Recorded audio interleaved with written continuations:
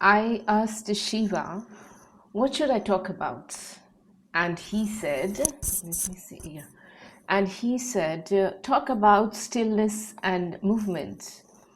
Because I asked him this question this morning, I said, because I heard some scientists talk about in YouTube that we are moving so fast in the galaxy, in the universe, that if we stop for a few seconds, we're all going to die. We are running at speed so high that we don't even feel it. We feel it's stationary, but it is not. We are constantly moving fast. And then I asked Shiva, where are we going? Where are we running to? And he said, you're not going anywhere. You are inside me and you are moving inside me all the time, and it's not going anywhere. It's like your cells inside our bodies are not going anywhere. They are just inside us. And the movement is very important for the survival or for the physical things to exist, because there are two poles, the positive, negative. Even in electricity, you see there are two wires, positive, negative. There has to be two opposing forces for anything to be sustained. And that is why there's always two forces against each other for sustenance, for existing. And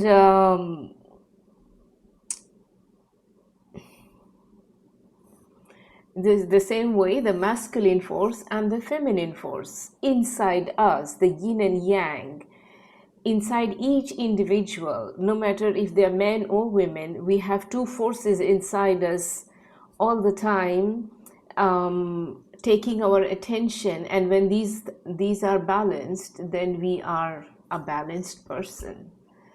So the theme of today is stillness and movement. Yes, so Shiva says that he is the stillness and everything else is the movement. And they are all inside me and I am still. And because I am still, there is a playground for everything to exist. And this existence is always moving because he is the opposite force, the stillness. And the movement appears still because it's moving too fast and it is supported by stillness. But anyway, let's talk about another sentence. He says, speak of how life is never frozen even when nothing seems to change. There are many times in our life when our life seems frozen or nothing is moving. Actually, these are the moments when we are supposed to be still. We don't need to do anything. We need to just let it pass and feel the stillness inside us, so that whatever is frozen starts to change. I'll come to this point later on. Let's go to the next one. How a mountain is moving though it looks eternal. The mountains are moving too, but it looks eternal. But everything is moving, but they look eternal. Even when life is frozen, things are moving, but it looks frozen, but it isn't frozen. How breath moves in sleep. When we are sleeping, our breathing is not sleeping, it's moving. So there's always movement and stillness. How love continues beneath disappointment.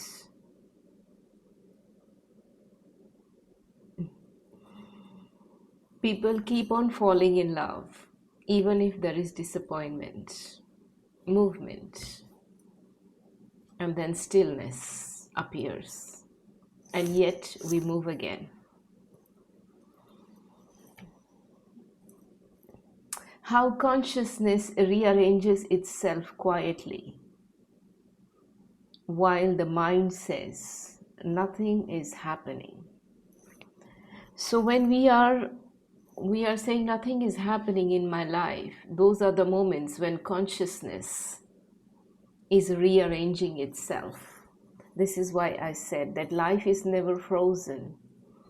It seems frozen because at that moment, consciousness that is not visible is rearranging itself.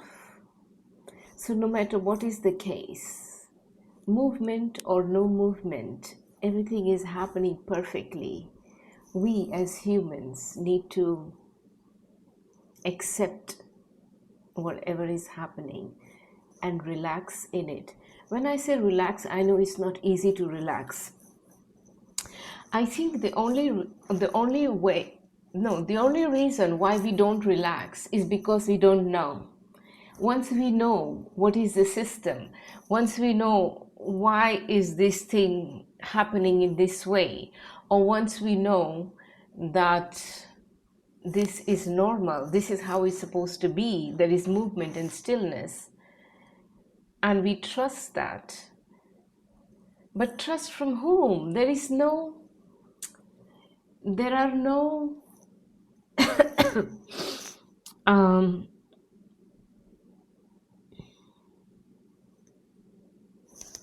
leader or somebody that we trust in fully to understand what is life all about. I personally myself did not trust anybody. Shiva is talking to me now. That's a whole complete other video that I have already posted in YouTube, how I am in contact with Shiva and who is Shiva. Everything is in one of these videos. And I feel like I feel like I have to tell this to people. And again, maybe you will not believe me, or maybe it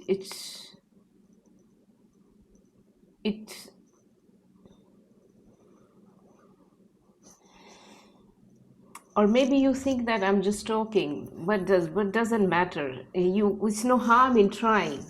I'm not making you to buy anything from me. I'm just telling you what Shiva told me. And who else is in this world apart from Shiva who made the world?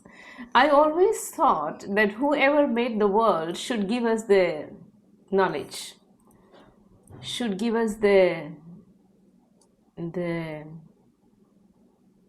rule book, or the house and what to do and why and all these things, and it was not easy.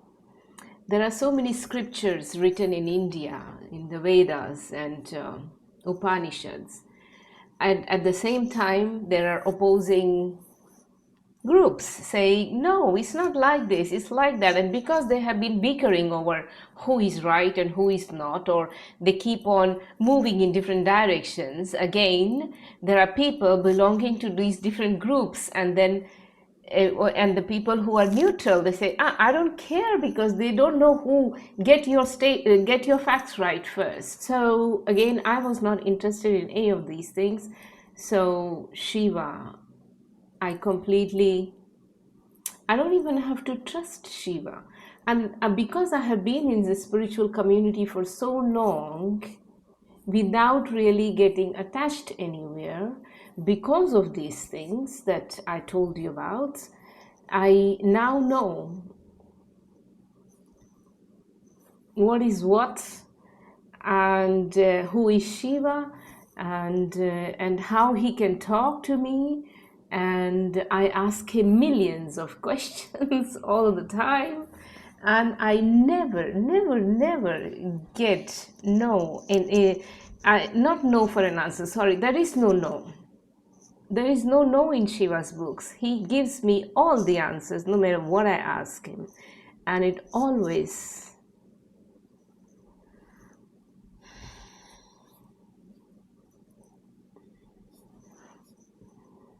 It always makes me feel wow.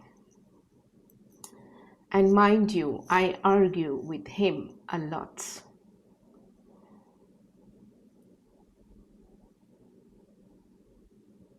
Maybe I should make a video of arguing with Shiva. And anyway, let's talk about what is the next sentence he told me about. How consciousness rearranges itself quietly while the mind says nothing is happening. So that's we spoke about. Talk about the mystery that stillness is not the absence of motion. It is perfectly balanced motion. That's what I said. It is completely balanced when one is still and the other is moving. When one is stable and the other one moves. When one is taking care of the background and one is on the stage. This is how life moves all the time. And inside us as an individual, we are moving all the time, and there has to be stillness inside us, and that stillness is the base, and we are moving. The more still we are inside, the more the movement is fun, without stress, and enjoyable. That is what is happiness, is when you are still and moving at the same. There are people who are just still all the time, and then there are people who are moving. Most of them are moving all the time. But really, I have seen in my life, it is the combination of the stillness and movement that really makes it. Okay. Then he says you can speak of planets rushing through the space while humans feel stationary. That I already told you. The planet is moving so fast, and yet we are stationary because everything is moving in stillness. The background, even when I'm talking to you, the background, everything, if you close your eyes, there's stillness, and in this stillness we all exist. Emotions changing beneath calm faces. Emotions are changing.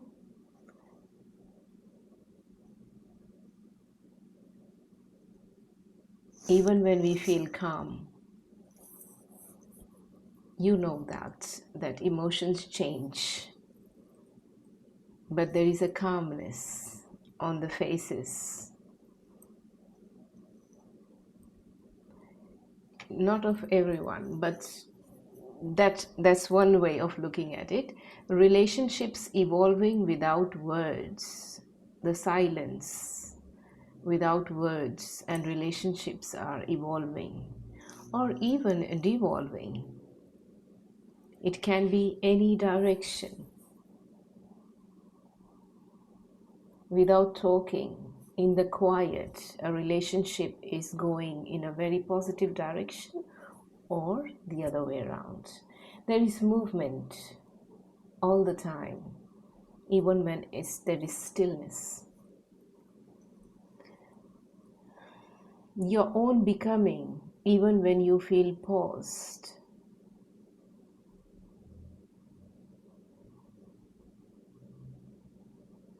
When you are paused, when you are not moving, you are still changing as a human being. You are constantly becoming a new person. Scientifically or else, mentally, physically, in every way, we are constantly changing, even if everything is static. He says, stagnation is often deep realignment. That's true. When we think we are stagnating, it's actually realignment. Nothing is still. It's moving all the time because we are physical. And he says, I dance most powerfully when no one notices movement. That means when we are calm and quiet, Nobody is noticing it, and he is dancing most powerfully in those moments because he is rearranging life in those moments. That is, individually, when we are quiet, our life is rearranging. This is what Shiva is not an individual. He was an individual in India because he needed to come to show things to people. But he is the stillness, and he took a shape, or he took a form of a human for a while to show what was missing here. But in his original form, he is the space, and this space is not inanimate. This space is full of energy. And when he is in contact with humans, that's when this space becomes alive. When he is not in contact with humans, when he is outside the boundaries of 0-point fields, there he is completely still. But in the physical world, this 0-point field has a lot of movement inside it. That's who we are.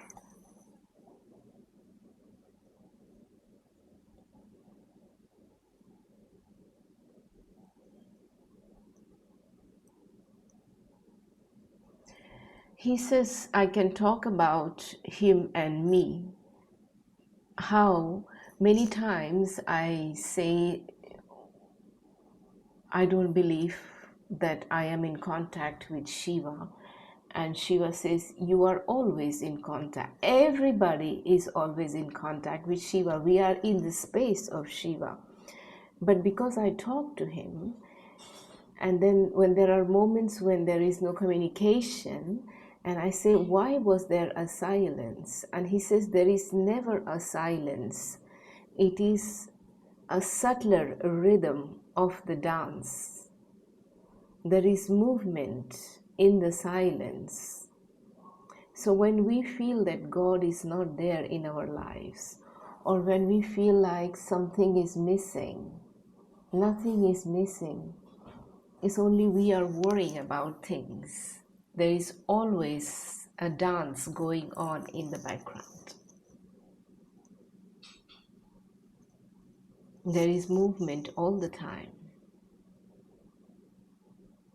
because the stillness is there all the time. Stillness and movement exist in the physical world all the time.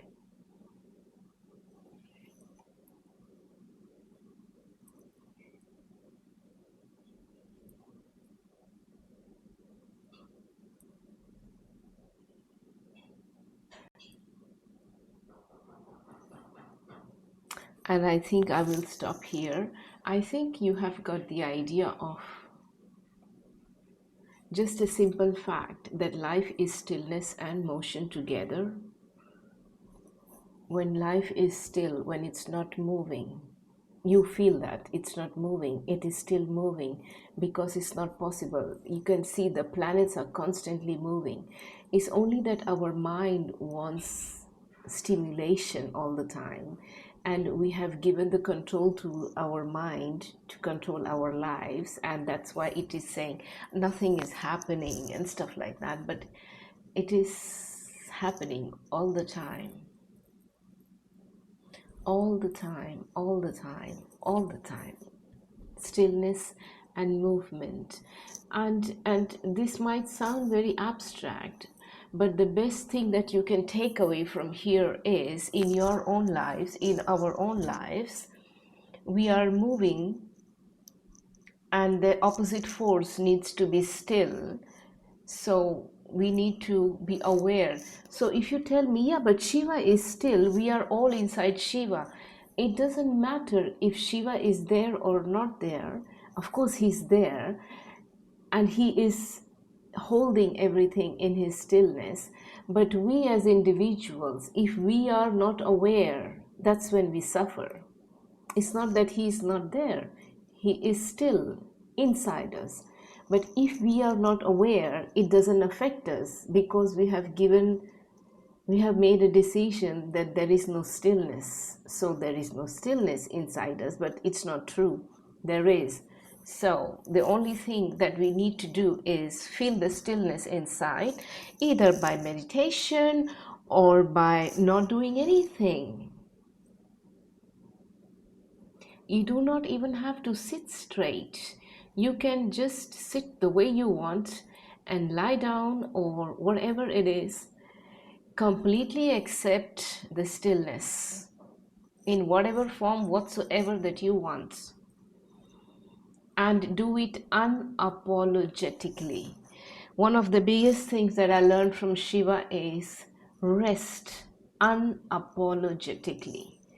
Do not feel bad to rest whenever you want. And when you are resting and you feel guilty of resting, that is not rest. It's really not resting. You need to rest completely without worry. No matter what worries you have, that rest unapologetically is very, very important, to be still. And that's when it comes together. Stillness and movement. We are doing enough movement. We don't have to balance that. We don't even have to think. We need to rest unapologetically, and that is the only piece missing in our human lives for it to all come together.